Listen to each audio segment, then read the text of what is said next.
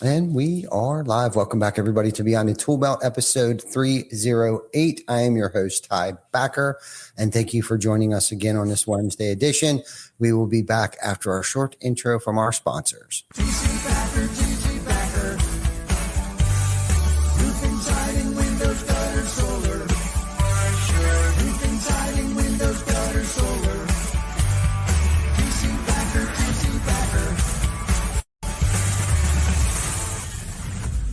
Welcome to Behind the Tool Belt, where the stories are bold, the conversations are real, and the insights come to you live, raw, and uncut. Every week, host Ty Cobb Backer sits down to bring you the stories, the struggles, the lessons learned, and the wins. No filters, no scripts, just the truth. Please welcome your host of Behind the Tool Belt, Ty Cobb Backer. Hey, welcome back, everybody, to Beyond the Tool Belt, episode 308. I am your host. And today we have another returning guest, actually, someone that I not only respect, but had the chance to hang out with him the other night. Had an amazing networking event that I guess you co-hosted, marketed, pushed it. And he owns a marketing consulting business, and he is the host of a podcast himself called Shift Bar, right? Shift Bar. Shift Bauer over rocks. I used to get that Shift Bauer on the rocks. I think I said it to myself one too many times, the wrong way, probably. I always psych myself out. I remember when I first on, we were play on words. You're like Shift Bauer, Shift Builder. Yep, that's right. Shift Bauer. That's right. But anyhow, you're doing some big things, man, in the marketing space and in helping businesses sharpen their message and elevating their brand presence and get real results. I've watched it. I know people that you work for, and you're the real deal. And so today we're going to probably dive into a lot of that and what's working today and in today's market and how businesses can build awareness and the right way, I guess, and how companies can stand out in a crowded digital world. So, Paul, how you doing, buddy? I'm doing great. You know, it's a Wednesday hump day. It's a little rainy where we're at because I know you're on the other side of the county recorded. Yep. But I'm happy to be here, man. When I ran into you, super organic. Hadn't seen you in a while either. That's a crazy thing just because of life, you know? Yeah. And you're like, you want to come on the show coming up? I'm like, yeah. A split second, I'm like, let's do it. It'll be fun. Yeah, you didn't hesitate, that's for sure. No, it's good. It was good to see you. And like you said, I haven't seen you for a while.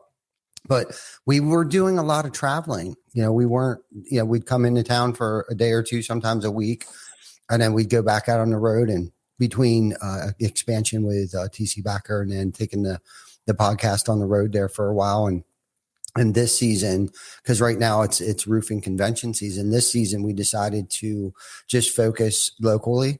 We wanted to stay local and bring local people back on the show, kind of like it used to be. Get back to our grassroots and stuff. And when I saw you, it was like perfect timing because you were 3.5 years ago. We're actually coming up on 6 years, but I feel like you were still one of the early adopters. One of our earlier guests. And in studio guests, you're probably like one of the first in studio guests that we had, and so it's pretty cool for us to be able to catch up and see where you're at today, and I do catch some of your stuff on social, but first off, man, I want to say what a great job that you guys did the other night on that event, and I guess if I had a question for you, my first question for you would be what inspired you to want to get into that type of networking environment? Oh, that's a great question.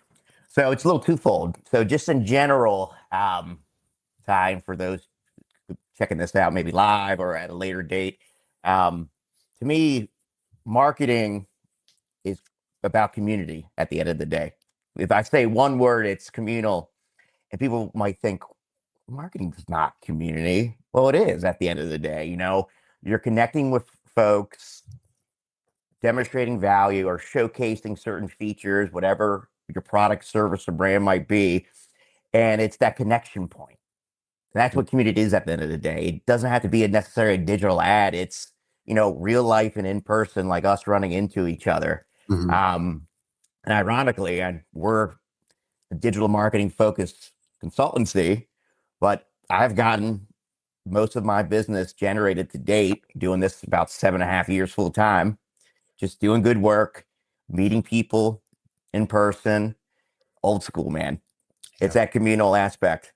But to answer your question about doing an event on that scale, I've done a couple like micro events of my own throughout the years. I've done kind of collabs, like you saw with Integrity First Home Buyers, with different like business associations, like Buy Local Coalition's a good local one in South Central PA.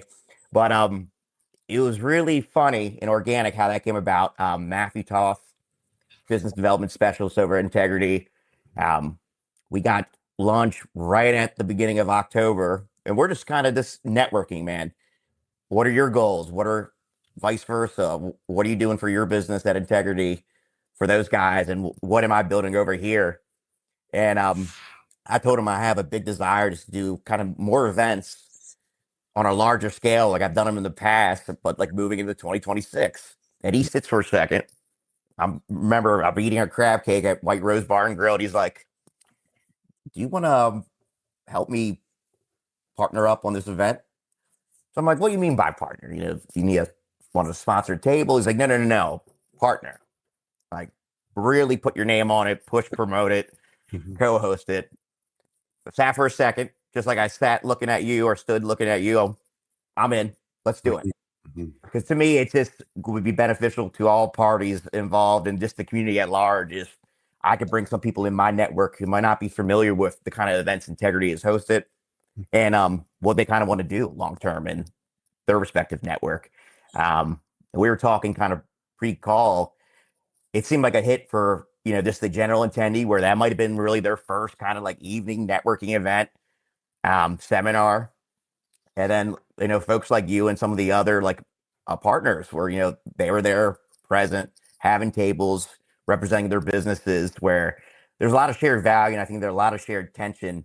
And I told Matthew while planning it, the timing's perfect because having a networking event about networking, that's essentially what the theme was. We had this panel of folks with different backgrounds and perspectives and how they build their businesses and how they build, their own little communities and networks. I think this time of year, the holiday season in particular, people get lost when it comes to networking just because of life. Everyone has these X amount of holiday parties, but I feel like sometimes the intentionality, loses focus. And I think this is the most critical time to be focused if you own a business and just in general, if you want to grow as a person, individual. It's that classic end of the year, beginning of the year, who you want to be. This is the time you should ought to look back and reflect now. Where am I coming up short? And how can I, better position myself and respectively connect with others to get where I want to be moving into 2026, where I'm sitting, this time next year in November, man, I hit those goals because I really sat down. I was more intentional of what I'm doing day to day and my business, my life, and the people I'm connecting with. Mhm. Yeah. Yeah, for sure. No, it was an amazing event. From our experience, we had a group of us there, and we did end up sponsoring a table. And I would say I reunited with you. Mhm. That's very important point right there too. But we also connected with several different other people that that may or may not need our services, but not necessarily even that. There was a guy that does mortgages and things like that. There was an attorney, a business attorney who focuses on business stuff. I think that might be my attorney who was there. Yeah, maybe. And I got a coffee date with him next Friday. Nice. Actually, no, I'm sorry, not next Friday, because next Friday is Black Friday. It's actually the following Friday. I was trying to schedule. He hit me up, and I was like, "How about next week?" And I said next Thursday because I looked at my calendar. Oh, it's open. I'm wide open, on that because it's just Google Calendar. I don't have the holidays in there. And he's like, "That's Thanksgiving." I was like, "Oh shit!" Yeah. So, Probably thinks I'm a psycho. yeah, right. Or I was going to blow him off like I was just throwing a day out there next week. Yeah. No, but next week's going to be busy as crap for us. We have our little event that we're doing on Wednesday. Mhm. But so getting back to kind of touching on what you were talking about, and a lot of the speakers were bringing it up. So what's your philosophy on building real relationships versus, just going to one of these events and collecting business cards? Oh, that's great. I'm going to pull from Mike Tisch, a good friend and mentor of mine, was on the panel. Steal a little bit one of his nuggets, but share for your audience and folks out there. I think when it comes to going to an event, and say you're meeting people, do a little research on who's going to be in the room if you can. And Mike gave a great example because he was coming up from Baltimore County. He does a little business up here, but it's not his neck of the woods. So he immediately looked, okay, what names are associated publicly with potential sponsors or people posting certain things on social media? Okay, here's this business, here's that business. I know this person's in the room. So if you're going to an event, fish out of water, think about, let me rephrase that. Look at who's you're going to know potentially going to be there. And think about, too, it's just like, what do you need or want out of the event? And I think coming into a place more out of a want than a need is going to serve you so much because you can't force a connection. Mm-hmm. At that point, it becomes more transactional. It doesn't become real. Yeah. So it's just, okay, I'm looking, potentially, maybe I am looking to pick up a new client. So look at folks in the room. If your market is homeowners, Mm-hmm. how many of them are going to be homeowners? How many of them are potentially be real estate agents that can connect you with those homeowners? Right. Make a list or make a mental note when you're meeting with them or running into them at these events. Okay, I'll follow up with Carter. I'm going to follow up with Jimmy because they do this. They serve similar markets. We might not hit it off right away, and you probably shouldn't. To me, any relationship you develop professionally in the networking space, it goes hand in hand with dating. Mm-hmm. You're not necessarily going to get married on the first date. You shouldn't. Right. Something probably wrong there unless it's like in the stars, Mm-hmm.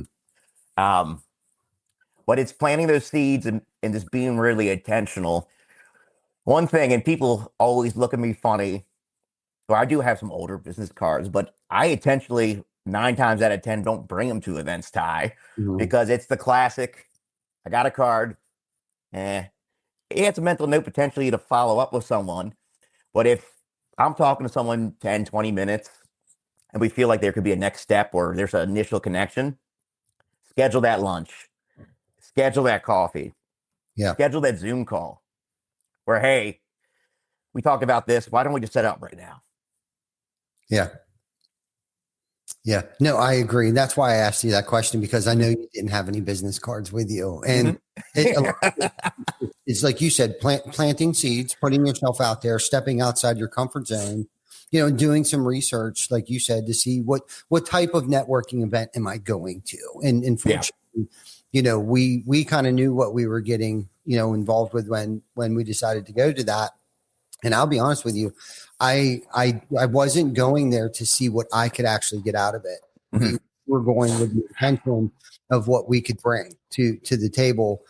And, it worked out great for us because, like I said, we made at least 5 connections, and not necessarily connected at that time, but other people noticed that we were there because, we went to the table and stuff. And that was kind of the point, but it was more so, what could we bring to the table? Because, and you can tell, and I hope nobody takes this the wrong way, but you can tell rookie networkers, because they got the stack of business cards in their hand, and that might be old school too, but like their mission is just to see how many business cards they can pass out. And it's like a pat on the back for them. Yeah. Right. Like, I just handed out 50 business cards. Okay. That's great. But what connection did you make? Okay. Mm-hmm. Not just with those people, but how were you the connector? How were you able to connect other people with other people? And that's what a lot of networking is about, is being that guy. And I think somebody was actually talking about, being that connector. Like, everybody knows that I know that guy that might have, a person that has a solution to your problem, and that's a good place to be, and because you're the first person they think of to use your services if they need your services. If you're that guy that is authentically just trying to connect people with people.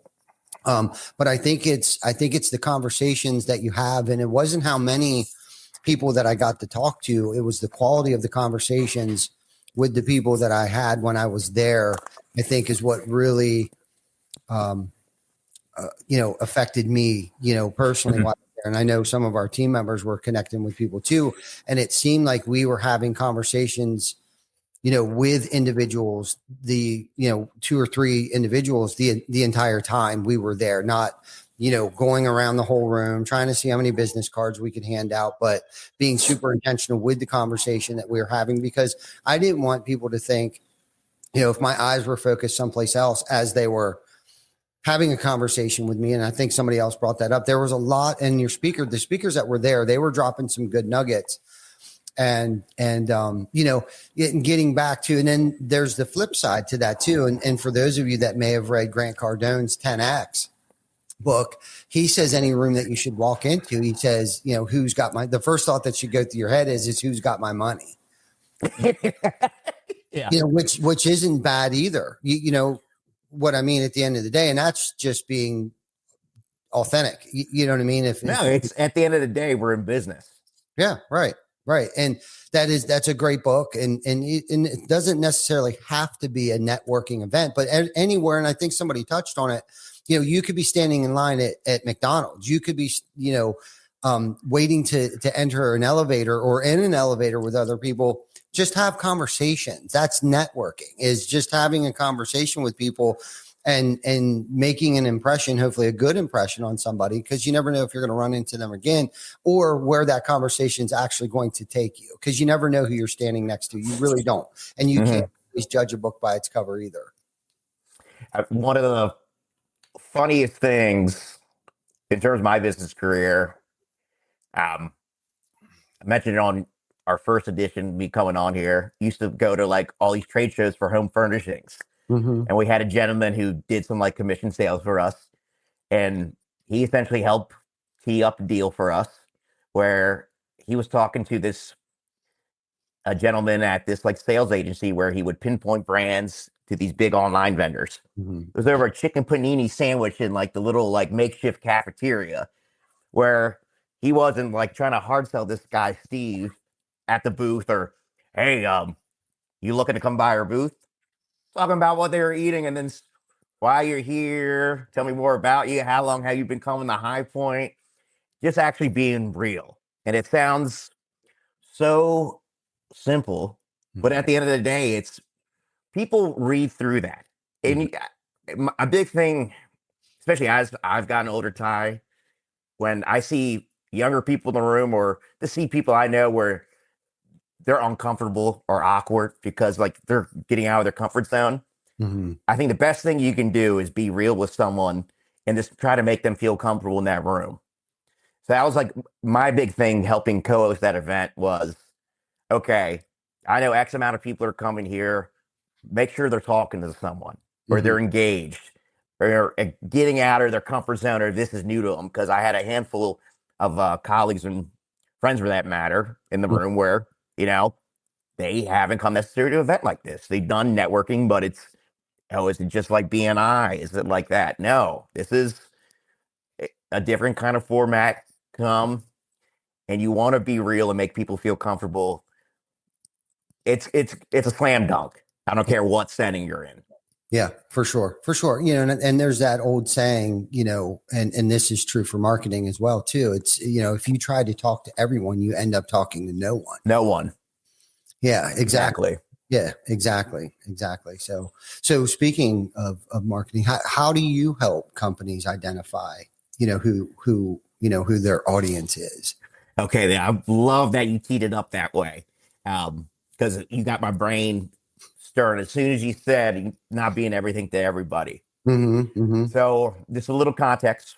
At Shiphour Consulting Group, we specialize in really helping businesses grow click to close. And we really want to transform them at the end of the day, as, we partner with them, where even if it's a short-term engagement, we're going on a date to start, I'm always looking at the end game.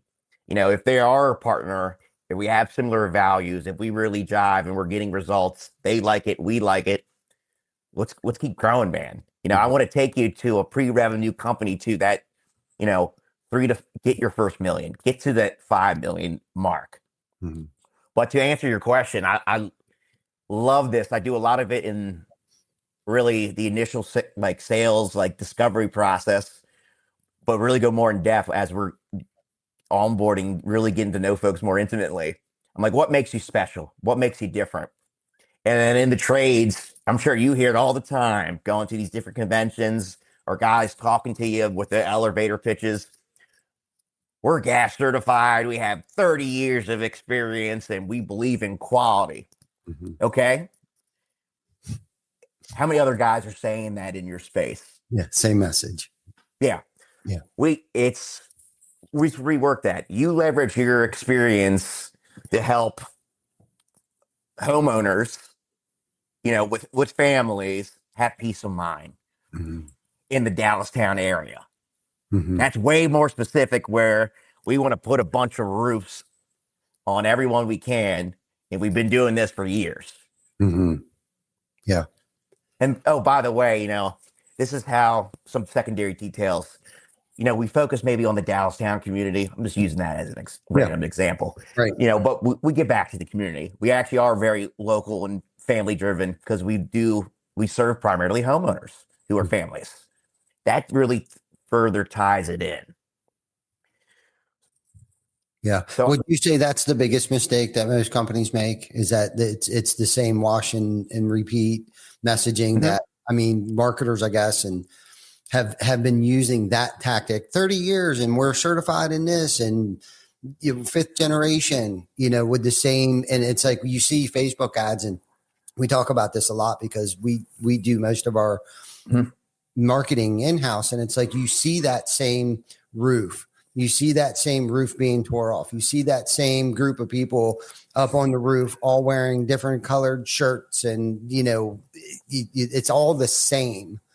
So, for somebody in the roofing space, particularly, like, what would you say? What would you say we should focus on the most? Oh, I love this question just because I've had experience working with a couple roofers in the local area over the years. Mhm. And I'm a little cynical, and it kind of makes sense. Why is lead cost so high from an acquisition standpoint? Because not everybody, but a lot of the guys, in central Pennsylvania, and a lot of you see more of it, I feel like, in Baltimore County, they lean into that 30 years, GAF certified. Mhm. To me, that's entry level points. And then going from a marketing advertising angle, you're running the same exact dollar promo, essentially, other than maybe a $5 or $10 difference. Like, you're just giving me a price tag on a roof replacement, but the next guy is doing the same thing. What's the difference? What's your unique differentiator? I'm okay potentially paying more if you resonate more with me in the messaging. Mhm. What's your story? Give me a brand video. If I'm getting first served an ad from you on Facebook or Instagram or YouTube, tell me a little bit more about the process and roofing company ABC. And then, if I'm interested and I get reserved another video, or I went on your website necessarily you didn't capture my information. Okay, maybe serve another ad that's more sales process focused. Don't do that right off the rip. Mhm. Like, stand out. Yeah. It could be, something as reimagining something traditional as the roof replacement or the roof tune up, but spin it your own way. Let's say you got a banging siding division, Mhm. and the other guys out there don't, just because you actually do all this custom work. Leverage that a little bit, because that's a positioning point in your marketplace. It might not, be all the bread and butter when we look at the margins, but that might get you in the door if you're going for, a higher tier audience in certain, like, more affluent, neighborhoods or local areas versus just casting a wide net. Yeah. Yeah. No, we've done all that, and it seemed to work for a little bit. And, and the thing is, I guess everyone's trying to figure out, and if they're not trying to figure out, is how to break through that noise, because there's so much noise out there. And what is, like, a couple couple tricks, and it doesn't matter what industry. How do you break through that noise? How do you stand out? Is it the way that your ads look? Is it pain points that you're trying to, because let's face it, you only have 15 to 30 seconds to catch people's attention. And then boom, at Yeah. least to capture them initially and get them interested.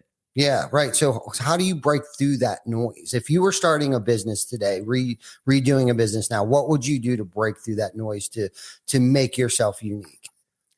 Okay, so I'll give a little dichotomy, like really 30,000 foot view.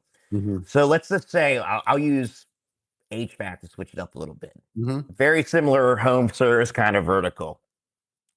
So you're ex HVAC guy, I'm starting off this company. Really look around you from a marketing standpoint. I mentioned earlier, marketing community. To me, the number one rule of marketing, though, is knowing your market. Mm-hmm. So if I'm ex HVAC company, I want to know how each of my main direct local competition are positioning themselves. Mm-hmm. What kind of like deals are they running right now for heating this time of year? What are they saying? How consistent is it? How inconsistent is it? And look for a gap. Look for an opportunity. Are they doing video? If not, that's a competitive advantage right there. If they are, and you probably see this all the time on the roofing side, it's that style of video right now where you got the roofer on the roof with the phone. Mm-hmm. Hey, it's Jim. We just replaced this roof right now. We can do the same deal for you for X amount. Mm-hmm. That's super trendy right now. Mm-hmm. And a lot of the home guys who check this out are going to know that. Certain trades, you don't see that. But that's becoming a format where I feel like audiences, they're getting used to it. Okay, yeah, no, that's potentially the roofer or said roof owner or the public face of this roofing company and their marketing material that they're putting out. Does it work? Does it stand out?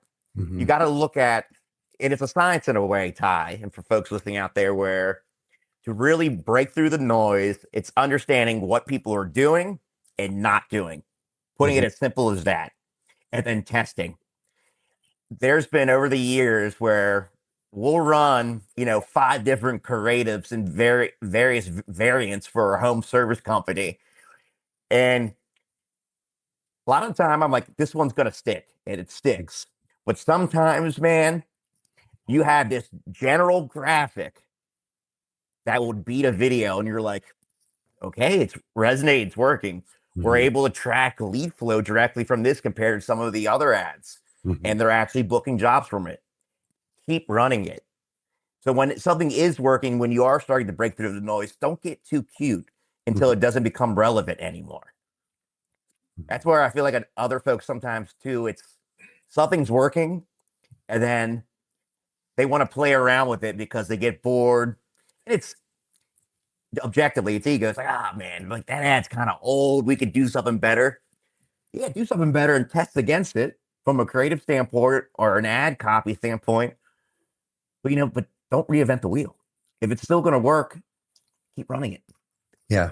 No, and you said something key there. You got to test things and it takes time, and a lot of people, it's hard for them to stay consistent and just keep throwing shit on the wall. Let's see what sticks. Keep throwing shit, keep throwing it, keep throwing stuff and keep throwing stuff out there, but also paying attention to like what is working, because there's a lot of moving parts there. I mean, it could be the time of day that a video hit off well. It could be the type. How long is it? What's stopping them from scrolling? And I have Facebook mostly in mind right now. When I'm speaking, everybody is on Facebook. Everybody, mostly everybody is. And there's Instagram, and then there's TikTok's making big huge splash nowadays. A lot of people on TikTok. A lot of people that you wouldn't even think would be on TikTok are on TikTok because it's so user friendly. But staying out in front of that stuff and getting and having the right tools and resources so you can keep testing things and keep throwing stuff at the wall and seeing what sticks and stuff like that. So, I guess, should businesses get involved, like their operations, their installs, their service calls, and use that to fuel their content? Like, should they bring that into their content? Like, should they be on a roof saying, "Hey, we just installed this," or should it just try to cover pain points? You know what I mean? Like, I can't afford it, so offer 18-month savings cash. Or what do you think the best approach is? Because I too have thrown a fishnet and just thought everybody was my client, everybody was my customer, and we're going to throw out their ads for roofing, siding, windows, gutters, and solar. And what I noticed was it really, you only have so many resources. So by the time we throw out the 5 or 6 things that we do, everything becomes watered down. Okay. What I've noticed is if you can kind of just stick to, and even if you change it up seasonally, whatever, do it a whole quarter, roofing for one whole quarter, and find what seasons are best for the roofing season, find what season for the window season, find what seasons are best for the gutter season and gutter guard season, and really just drive that in. Shit, I almost forgot my question in the beginning. That's okay. And again, well, I'm just trying to throw some nuggets out there too for your guests too, because you're more than welcome. You're sharing our stage.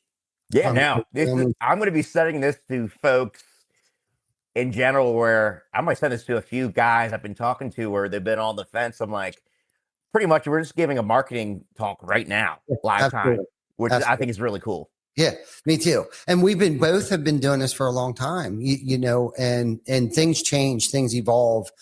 And it's crazy to keep up with nowadays. But let's talk about AI, how AI is changing everything, and how companies should be using it and use it to improve, their marketing in particular, without losing, I guess, that human touch. The touch, yes. I'm glad you brought it up. I always hear about it. It's not going away. I tell folks AI is another tool in the marketing sales toolbox.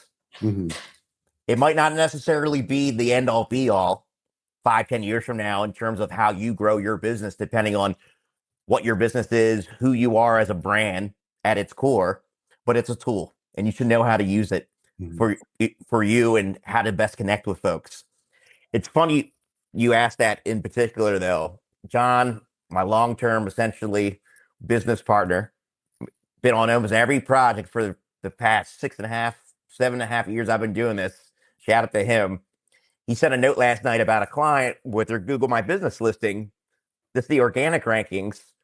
They have a great name in the area, but they're ranked a little lower because they're not open 24 hours, Ty. Wow. So he's like, maybe nudge him a little bit and potentially let's recommend him a tool where he can be open 24 hours, at least intake the calls in, where he'll have more of a fighting chance on some organic leads and interest for his Google My Business listing rather than being saying 8 to 5 on his listing. Where if someone wants something, like a junk removal company, if someone wants a clean out and they're pissed off at 7 o'clock at night, and he might be busy with the kids and his admin might be tied up with their personal life, get the call in, it shows that visibility, and that AI assistant can intake that call for him at this point. So that's like an unconventional tool that those are things we're actively researching at Shift Fabric Consulting Group to help these small business cats get a competitive advantage, not just on the marketing side of things. When it comes to marketing, I like to say you can use AI for your content to some extent, but it's an 80-20 principle. You should not be mindlessly creating, give me some pain point posts, and I'm going to throw them out there on Facebook, and I'm not going to edit them. To me, that's almost more damaging from a branding standpoint, especially if you really pride yourself on being a homegrown local entity, or whatever. If you're just a one-man crew with a helper or 15, 20 guys, you still got to be you at the end of the day. like I mentioned, AI is a tool. Use your brain Hmm. when you're using it, especially when it comes to like content. So if you are, it is a tool in the sense where use it to generate ideas in terms of, hey, what are some pain points for my, customers if I own a tree care business? Hmm. Okay, let's do the pain points. Let's take it a step further, Ty, if folks out there. I'm going to dump into this AI agent or prompt all our previous or samples of our ad copy and how we speak. Here's a couple Facebook post screenshots. Here's the content on our website that we're really proud of because it actually does sound like us because we invested time and effort to make sure it does. Hmm. Here's another note. I'm going to upload a video I did, me as the owner, because I'm the primarily, sales specialist. And we train our guys to like approach folks like this. I'm going to upload that into the agent prompt. So all of a sudden, you upload all these examples, you spend time and effort, and they actually sound like you, your brand, and your business. That agent prompt is going to sound a lot closer to how you want to talk to your potential audience out Hmm. there versus than any tree company or any old junk company or roofing company out there. That's Hmm. when you using your brain and being strategic with the tool versus just picking it up. It's the Right. real thing as if you're climbing on a roof. You're just not just going to start chipping away at it. There's Right. certain ways you're going to tackle on how to replace that roof and how to properly prep it. That's the same thing when you're using these new tools. You got to think about it like that. Right. Yeah. No, for sure. And there's so many different ways you can use it. And one is, posting, Mhm. your content and what times a day. And I know a lot of companies waste money on boosting post without a strategy, like you were kind of talking about there. And so what are some smarter ways to approach paid ads? Okay, that's great. So a big thing is you want to funnel someone where they can give you their information and you can intake it in a proper fashion. Um, a big mistake I see, and it's a lot of guys where they just have a call extension on their ad, but I know damn right well, man, they don't have an out of like office assistant that's more traditional, like call Mhm. center, or they don't have the AI assistant. So if I click on their ad at 8:35 at night, they just wasted a probably significant amount of like bucks right there. Yeah. So making sure the destination point is somewhere where that information can be secured and you can reach them in a timely fashion. Yeah. Direct them to the website. If you have a website, you should have a website. It is a sales tool. I don't care if it's a one pager real souped up or something, 5, 10, 15, 20 pages, depending on how much information and consideration you want to give a potential customer or client. Make sure you have points to intake that information in a timely fashion. So if, let's say they are, window shopping or price shopping for, something more cosmetic, a hardscaping project at 10 o'clock at night, because Susie and Devin, that's the only time they have really to look together to Mhm. consider quotes and options. Make sure if you have a contact form, it says, we're going to reply back to you within 24 hours or during these hours. So that's the expectation of when they can get back to you, where they don't get pissed off and don't consider you once you don't get back. Mhm. Or if you are in a more high pressure environment where it's roofing and there's a storm rolling through and it is 10 o'clock at night. You might have that call center or AI assistant, but make sure you also have maybe that chat bot Mhm. feature that can intuitively feed that information to the right party so they can get teed up for service right there when they immediately need it because that pain point's the highest. Yeah. Because at That's, that point, it's just you're bleeding money, man, mhm. on ads. It doesn't make sense if you can't properly or purposely pick up the phone. Mhm. At the end of the day, I run into folks sometimes problems in early engagements where a lot of the time I first talk to them, Ty, folks out there, I ask more sales related questions on their sales process and how they intake and work with customers and clients versus what they do for marketing and have done for marketing. Because if they can't pick up the phone or call back, why are you potentially spend thousands of dollars and invest that with a partner like us? Because it's at that point, there's going to be waste. Yeah. No, it's such a great point, to gather that data, and answer the phone. Mhm. You know what I mean? You have to have somebody that is answering the phone, even, and I'm a big stickler on that too, because like you said, most people are working 9 to 5 jobs. They go home, they got sporting events, they're the kid, they come home, they eat dinner. Next thing you know, it's 8:39, 10 o'clock at night. And that's when they're scrolling or searching, whether they're using AI, because you can use AI as a search engine now, Yeah. Google or whatever the case might be. You got to have something in place, a call center put in place, somebody. And if you're advertising on your website 24/7, you better have somebody answering that phone or getting right back to them. Yeah, in a timely fashion. There's an expectation of when I will get a reply for a next step. Exactly. And chatbot's huge, especially in Messenger. Have somebody, that is somebody or something that is replying back that, like you said, will get back to you within 2 hours or 24 hours. Or a chatbot that can actually have a conversation with somebody. You know what I mean? And it's taken the time and the place. It takes time to set those things up and put them in place. But it's worth it in the long run. Like you had mentioned, they're spending a lot of money with the marketing company. They're spending a lot of money on creating the content. They're spending a lot of time and energy. And if you're going to go all in, go all in. But don't forget how you're capturing the call. Mhm. You're capturing the form submissions that are coming through your website or through social media and all those things. That's just as important. It's almost like that's the foundation. Like you almost need to have that set up first before you start throwing the fishing line out there. You know what I mean? Like, how am I going to be available to answer the call, or am I going to be on a roof? Am I going to be on someone's kitchen sink, turning wrenches, and I won't be able to answer the phone anyhow? Which is it's fine, Ty, if that's the case. Let's say I'm a guy pre-revenue starting off. I maybe had one crew.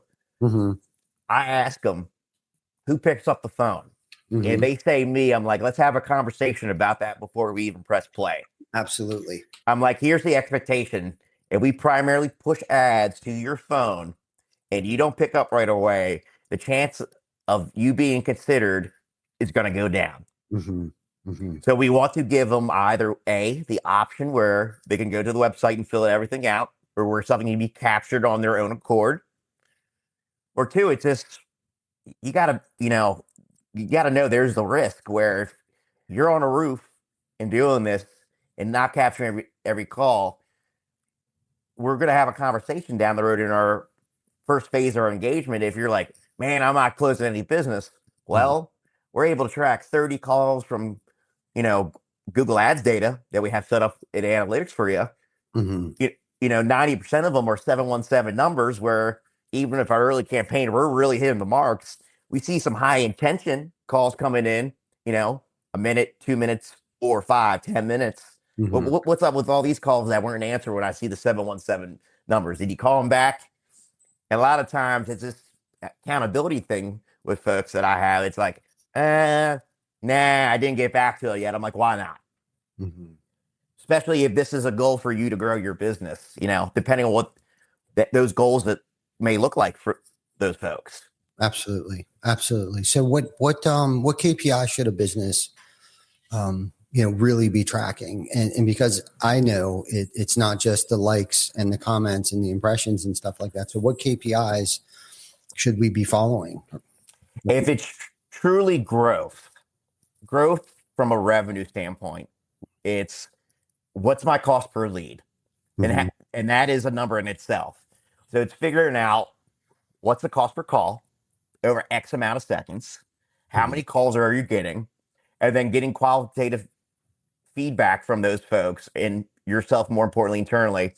Okay, if I'm getting 20 calls over X amount at X amount duration at Y cost, how many of these are my closing?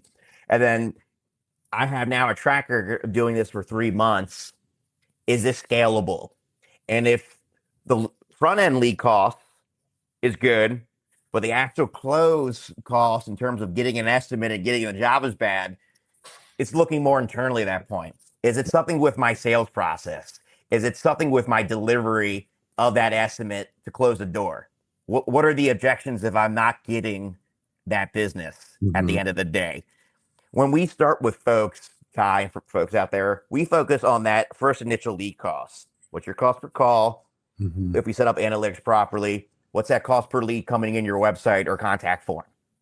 That's our baseline metric, because until we get more in depth with you in terms of providing some guidance on how to improve your sales process and your operations, that's something we do really long term with folks. It's you as a business owner, because if you're taking the calls and running the estimates, it's not our responsibility. We can Mhm. get qualitative feedback saying, "Hey, Paul, this one's out of market. Okay, that shouldn't have happened. Let's put a negative zip code in so you don't get that anymore." We don't want to go in New York City because, based on your business, the leads we're getting from a paid ad standpoint, are lesser quality. That's something we can control on our end. But the main KPI is your cost per lead, and it's really three quadrants of that: the marketing cost, the initial acquisition, your estimate cost or your quote cost, and then your actual true job cost Mhm. factored in. Mhm. Because that number is going to look completely different from job cost to lead cost. But ideally, over time, when you measure the three as a business owner, you want to make sure it's very sustainable for you and scalable. Mhm. Because like you might be really happy where you're at with what you're doing from a paid standpoint and even an organic standpoint. It's tracking that from a lead cost standpoint.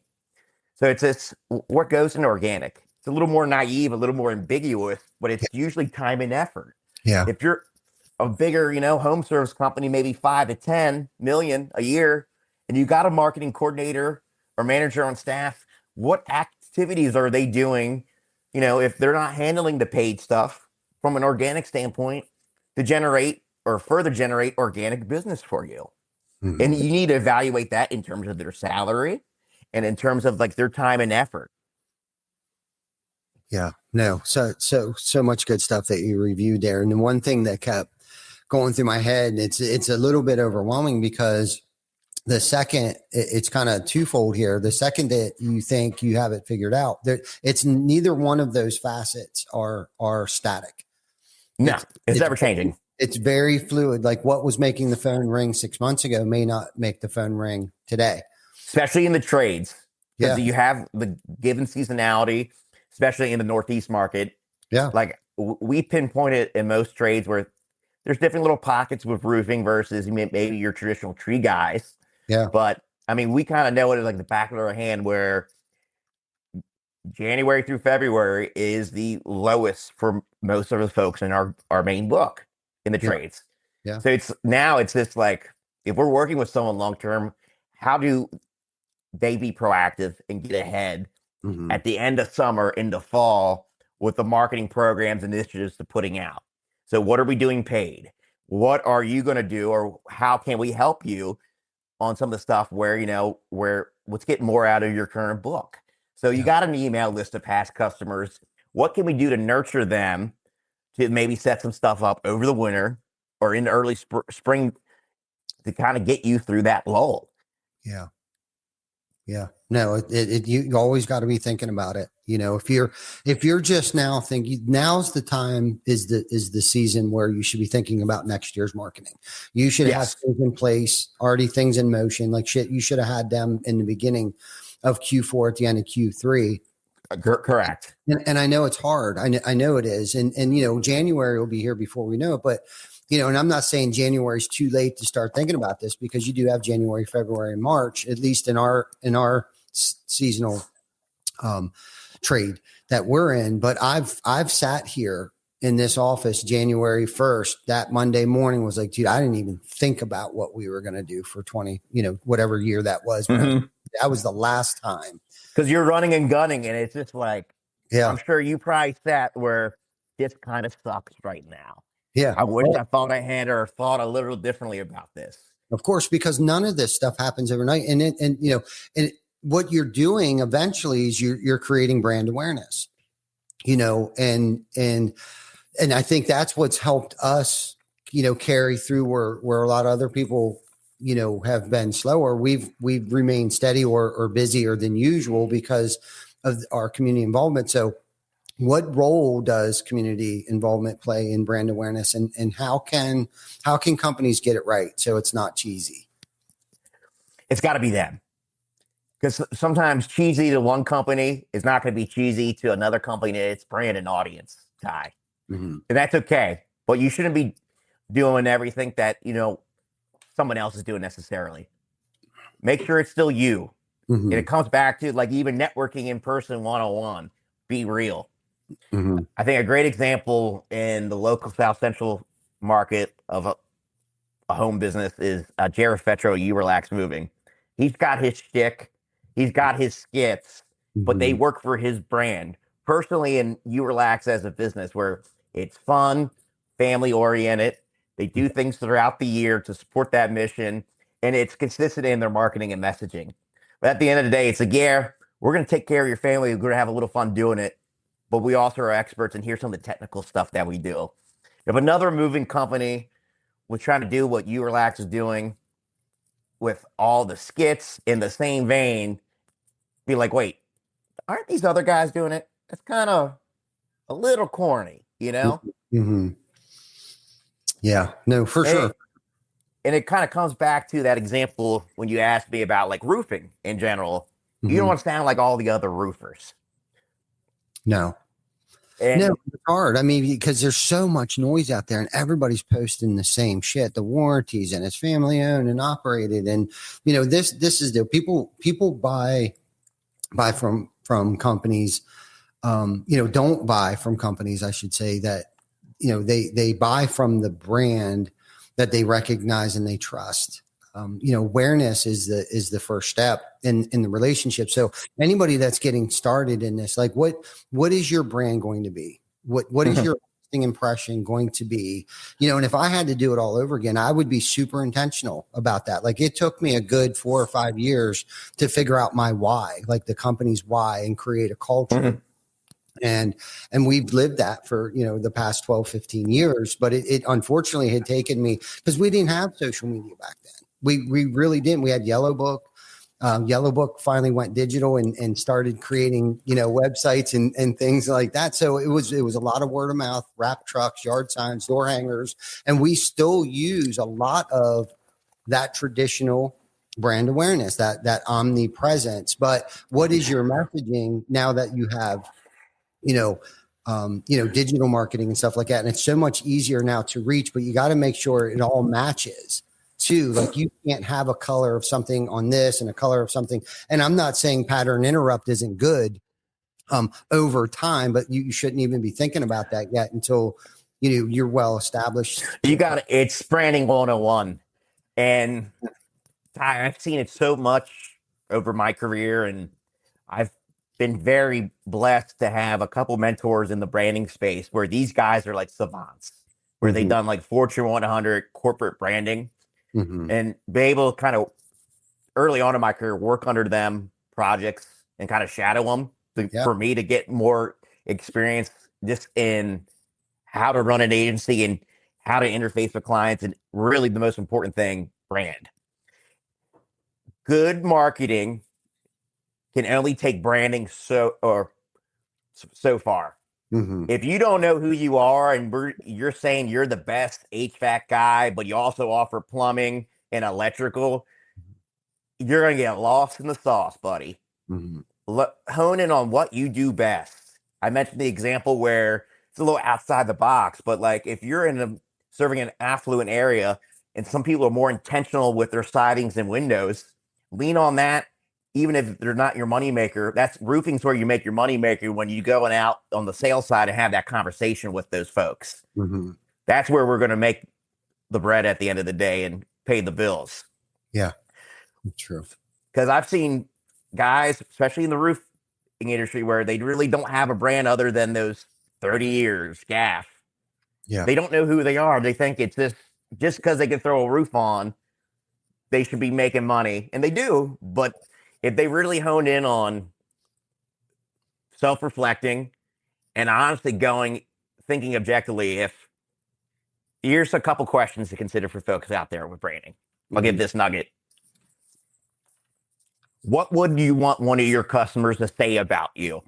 what are those words, and get that feedback if you can, because I'm sure one of your good customers would tell you that. Mhm. And then talk to a colleague. I call them a champion or cheerleader, where they refer business to you or willing to refer business to you. What would they say about you? Yeah. And then if those two things don't jive or they sound different, you have some brand incongruency, my friend, because that champion or cheerleader, even if they never bought from you, they should know how you best serve customers. And the same thing, even with some of your maybe your core customers, where they might have been like an indirect client or customer where they bought one of your ancillary services. Mhm. Oh yeah, they're pretty good. I mean, I've heard it in my line of work where, oh yeah, they're pretty good at websites. What we really do is digital transformation, growing you click to close Mhm. at the end of the day. We're more than just like a website shop.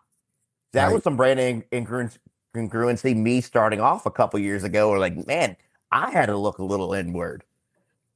So it's making sure your customer clients know what you do best, same as your referral partners and other people in your network and circle. And I love how that tied right back into our initial conversation with networking there.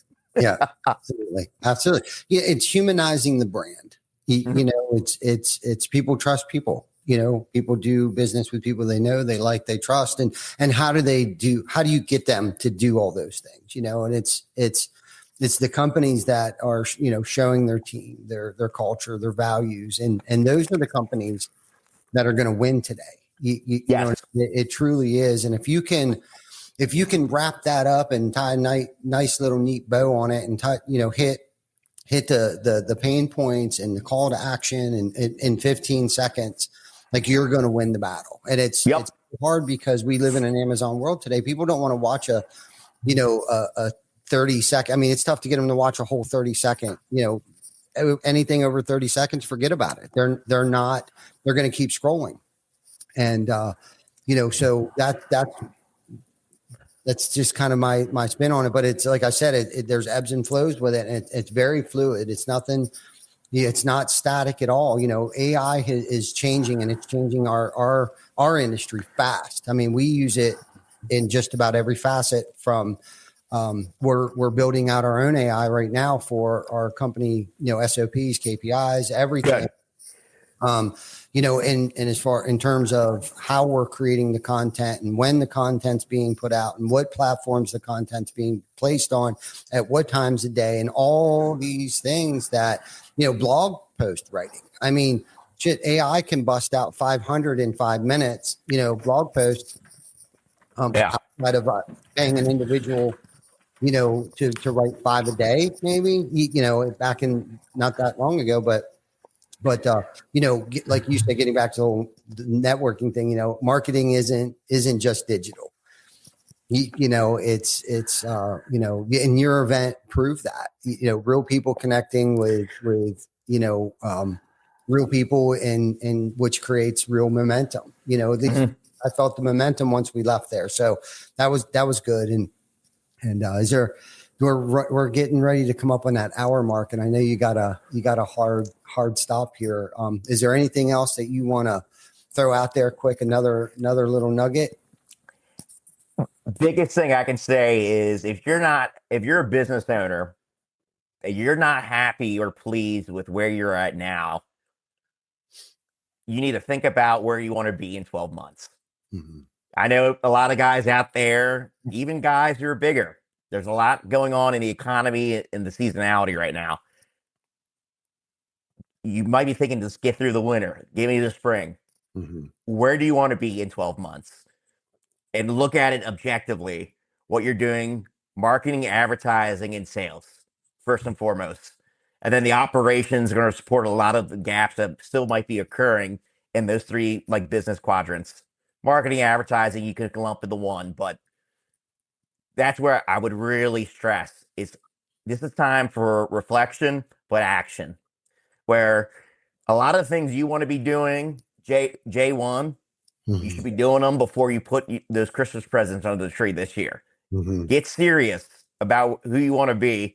And if you want to have a conversation with me, feel free to reach out because at minimum, I'm going to point you in the right direction. No doubt. No doubt. Great advice, man. You know, Paul, always a pleasure having you on the show, man. You're one of those guys who truly understand, you know, not just the tactics behind marketing, but the heart that goes, the heart behind it, you know, with connecting people, building trust, and, you know, elevating the brand the right way. And for anyone listening, if you want to get sharper on your marketing, or just want to understand how to get your message, you know, out there more clearly, definitely reach out to Paul. You know, Paul's an OG in our local area, and he knows everybody, which is a good start right there. And if he doesn't have the tools, he knows somebody that's got the tools.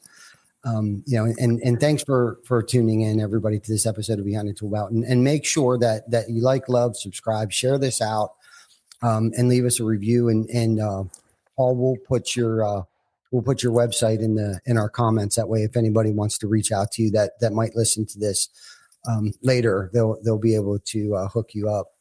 And Sounds good. Them up. I appreciate it, brother. It was great running to you last week, and this has been fun. Yeah, for sure, man. I hope to stay in touch. Oh, we will. We'll be intentional about it. Yes, for sure. All right. Till next week, everybody stay dry out there.